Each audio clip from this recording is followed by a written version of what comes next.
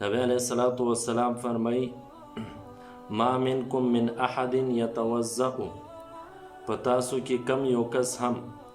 اودس وکي فیبلغ او فیسبغ الوضوء اودس په ښې طریقې سره کامل اودس وکي یعنی پورا د آداب و مستحباتو د سنت د واجباتو د هر څه خیال وساتي ثم یقول او بیا اودس پسې فورا دا کلمه ووایي اشهد ان لا اله الا الله وان محمدا عبده ورسوله اودس پسې دا کلمه ووایي الا فتحت له ابواب الجنة الثمانیه د دپاره اته دروازې د جنت کلاو کړلی شي